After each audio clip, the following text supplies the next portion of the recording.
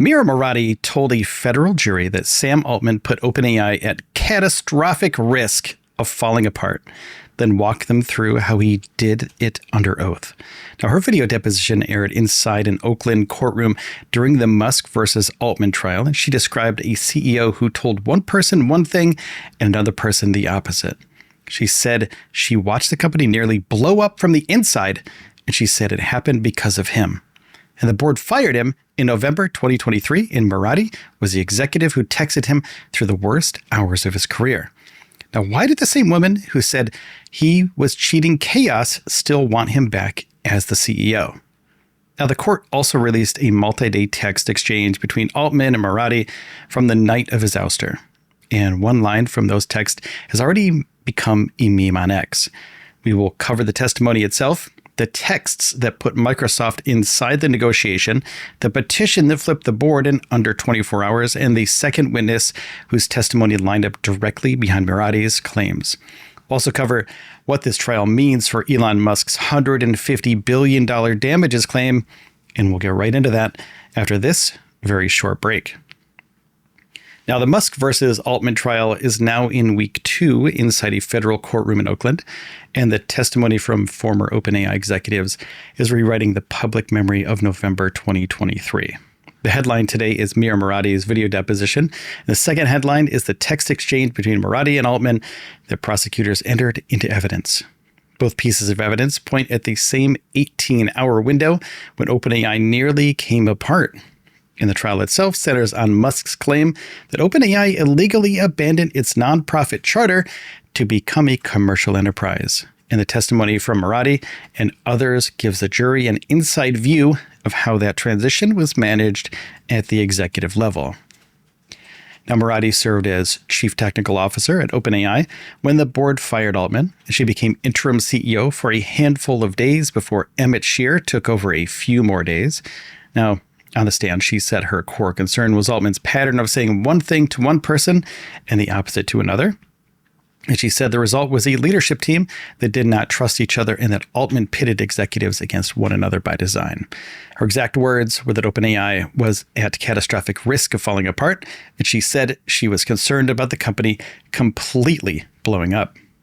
Now, she also testified that Altman undermined her authority as CTO, and that even after his return to OpenAI, the same patterns continued. She described delays around important decisions and inconsistent messages to coworkers as a continuing problem after his reinstatement.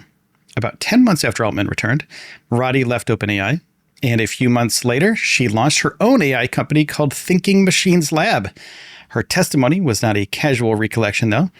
It was a former second-in-command putting her concerns about the most valuable AI startup on Earth into the federal record. Now, the text exchange tells a parallel story in real time.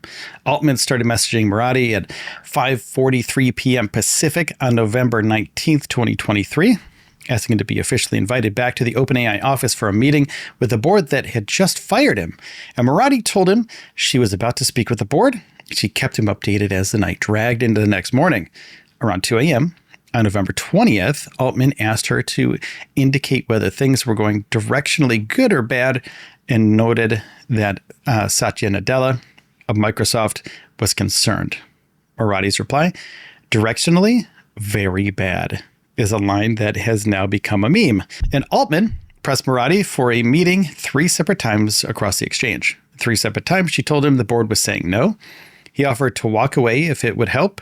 He worried the board was prepared for crazy lawsuits against him.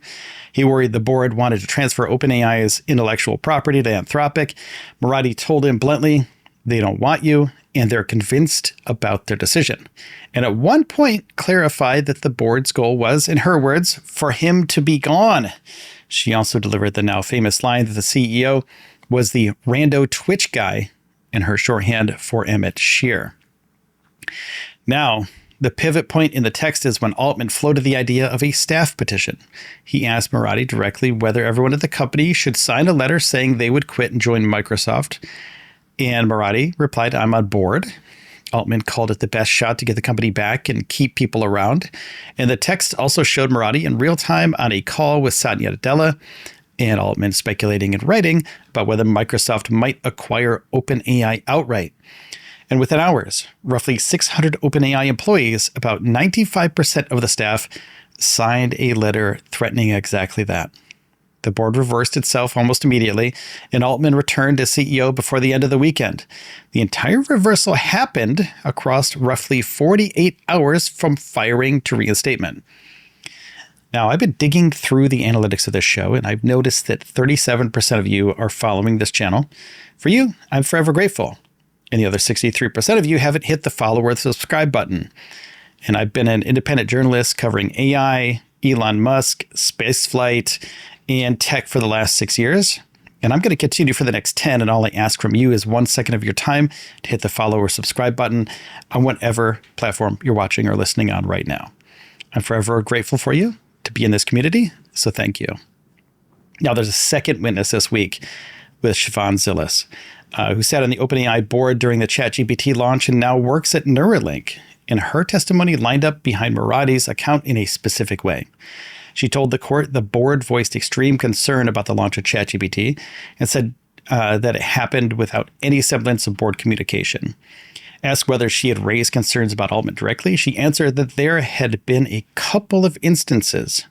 ChatGPT launched on November 30th, 2022, and the product rewrote the entire commercial profile of OpenAI inside of a year. Her testimony does the legal work Musk needs because it suggests a board cut out of the company's biggest commercial decisions, which goes to the heart of his argument that the nonprofit governance structure was a fiction. Now, Elon Musk's case rests on the claim that OpenAI stayed away from charitable mission he helped fund and that Altman and the company's investors enriched themselves at the expense of the mission. He's asked for $150 billion in damages payable to OpenAI's charitable arm from OpenAI and from Microsoft at the largest investors. Now, reports from inside the courtroom indicate Musk tried to settle with OpenAI president Greg Brockman in the days before the trial.